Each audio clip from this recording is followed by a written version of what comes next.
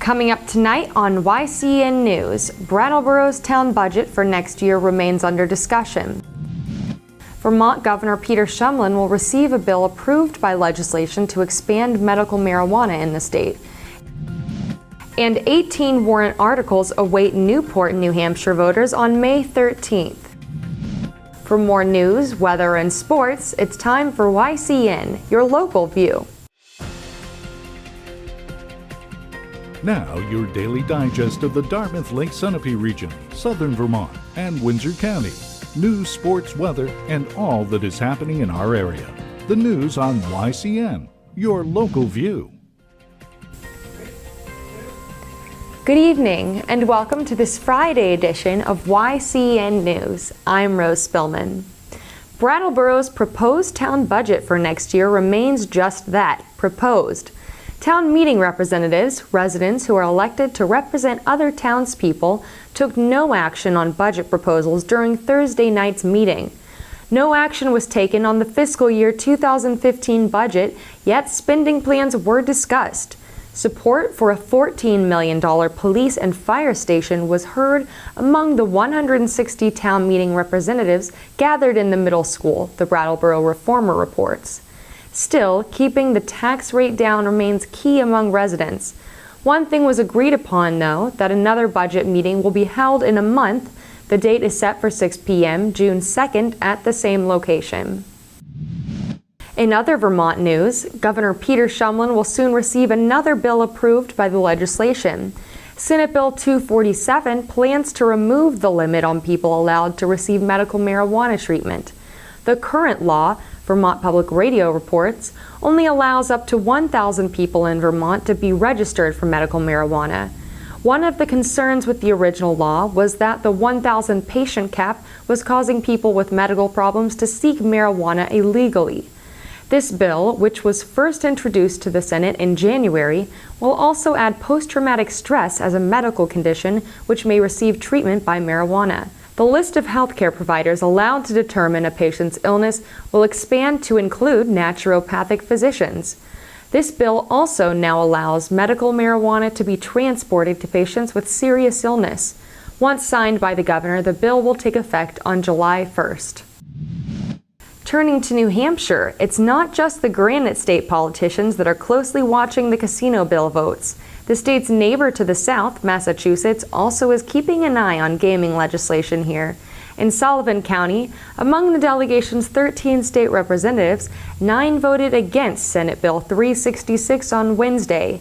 4 reps voted for this bill, relative to keno and table gambling. The vote among the Sullivan County reps, which includes legislators from Claremont, Sunapee, Charlestown, and Newport, shows how individual each decision was.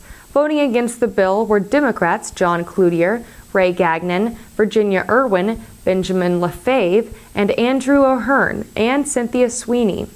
Republicans who voted no include James Grenier, Skip Rollins, and Stephen Smith. However, Republican Joe Osgood voted yes. Osgood joins Democrats Suzanne Gottling, Andrew Schmidt, and Linda Tanner in voting for the casino bill. Overall, the bill failed and was ruled inexpedient to legislate. The vote came to a tie, 172 to 172. Deputy House Speaker Nida Kane broke the tie with a no vote, so the final tally was 173 no, 172 yes. The bill may be reconsidered in another vote next Wednesday. When YCN News returns, we'll continue with more news. The YCN News continues in a moment.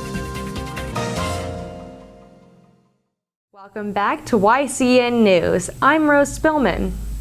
Bear with us for this next story. Many New Englanders have dealt with bears stealing food and garbage from outside or even inside their homes. Yet our contact with these animals doesn't go much beyond those experiences. Benjamin Kilham, a native of New Hampshire's Upper Valley, is an independent wildlife biologist with a variety of experience and published work on bears, including specials with National Geographic Television and the Discovery Channel. He has an intimate knowledge of bears from his continuous studies of them. taking every opportunity to get closer than the average person, even if it means climbing into a bear den. Last night he was invited to be the guest presenter in the Wilmot Town Hall. YCN reporter Sarah Tawney stopped by to speak with Kilham at the event. Let's take a look at their interview to learn more. What was going on at the Wilmot Town Hall tonight? Tonight was the annual Friends of the Wilmot Public Library meeting, and every year after their annual meeting they have a guest presenter, and tonight we were lucky to get Benjamin Kilham, and he gave his presentation, Black Bear Behavior. I went through a life history with him, but also the cognitive animal, the fact that we're living among an animal that's a lot like us, that communicates a lot like us, that we can communicate with, but we've got to pay attention to them. We've got to learn about them and learn to live with them. And unfortunately, a lot of what we do, because the bear is driven by the need to put on fat to survive the winter and produce cubs, they're attracted to food, and they're attracted to food in our backyards, and that often leads to problems. And the bear is so much more than that animal that's a nuisance to us. And it's an animal that we really can live with, we can communicate with, and the work that I do and what I've written about in my books, Among the Bears and Out on a Limb, is that behavioral history that will let people feel closely to the bear and have a sense of what the bear is really like. Thanks, Sarah.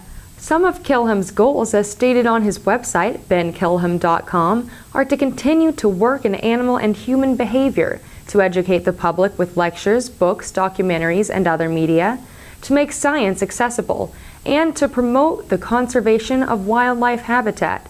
To learn more about Kilham and his experience with bears, check out his website or his latest book, Out on a Limb.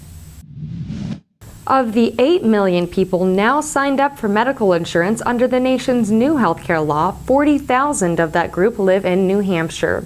Figures released earlier this week by the Federal Department of Health and Human Services show the ramp up to coverage in the state. 18 warrant articles await Newport, New Hampshire voters on May 13th. Among the 18 are 2 funding requests for 2 different public union contracts. Signs asking voters to support Article 8 are popping up like spring dandelions in some areas of town. Article 8 asks voters to approve the funding of a 3-year contract reached between the town and police union. The Select Board and the town's Budget Advisory Committee recommend the article, which, if approved, would go into effect July 1, 2014 through July 1, 2017. For the first year, the cost would be $41,919. The second year increases to $45,675, and the third year decreases to $41,506. The first year's sum is on top of the police department's regular operating budget. Earlier, voters did not approve pay raises for the town's teachers. YCN News will follow the election results. This Saturday is the Sunshine Town Social. Proceeds from ticket sales benefit 2 of Newport, New Hampshire's premier venues, the Library Arts Center and the Newport Opera House. Library Arts Center Director Kate Niboli shares some details about Saturday's program. In the silent auction, we have hundreds of items from the community, both from businesses and from artists. We have a wide variety of gift certificates that have been donated from local businesses, from restaurants to car garages to stores in the greater area. There's something for everybody. We also have wonderfully handcrafted items, including vases, which will be on each table. From local artisans, we have knit items and glass items and woodworking, all sorts of things made by people who are giving something to support this auction. So we're very, very excited about it. If people are interested in purchasing tickets, they can contact the Newport Opera House Association at 863-2412. They have, that's the box office number, and they have tickets for sale. Early next week we'll be closing out the dinner seating, but we'll still have our bistro dessert seating open throughout the week. For more information about Saturday's dinner and dessert culinary offerings, plus a silent auction, call 603-863-2412 or go online to libraryartscenter.org or newportoperahouse.com. When YCN News returns, we'll join Kearsarge Chronicle's Elizabeth Durazio, who spoke with Cotton Cleveland from Mather Associates. The YCN News continues in a moment. Welcome back to YCN News. I'm Rose Spillman. Now Jesse Baker will have a look at our weather for the next 5 days and then move on to high school sports. Thanks, Rose. We have a rainy weekend ahead with showers beginning tomorrow. Highs will be in the 60s with a low of 43 degrees. Sunday, temperatures will drop to a high of 56 degrees with lows in the 40s. Monday, we'll have highs in the 50s and lows in the 30s. Tuesday and Wednesday should be rain-free with highs in the 60s and lows between 35 and 41 degrees. Here's a glimpse of the weather from our northeastern and national radar maps.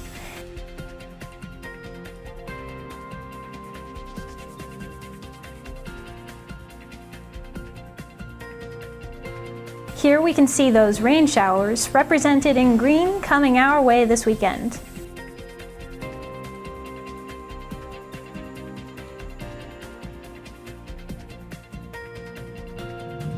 Now let's see what's coming up on our community calendar. Tomorrow in New Hampshire, the Newport Opera House will hold the Sunshine Town Social. The Claremont Opera House will host Claremont Middle School's show of Bugsy Malone at 1 and 7 p.m. In Hanover, the Hop will present the Dartmouth College Wind Ensemble at 8 p.m. Saturday night. Remember, you can submit local events from your community by sending them to news@ycnnow.com. There were some exciting lacrosse games that happened yesterday. The Lebanon High School women's team faced Pembroke. Lebanon edged past them with a final score of 15-9. The Kearsarge women's lacrosse team outsmarted Pelham yesterday in a game that ended in a 10-point lead, as Kearsarge won 21-11. In a close and competitive match, Kearsarge men's tennis was able to edge out Pelham 5-4. Be sure to check out a women's lacrosse game happening tomorrow at Hanover High School. Thanks, Jesse. When YCN News continues, we'll hear from Lisa Connell and John O'Connor for this week's News and Review. The YCN News continues in a moment.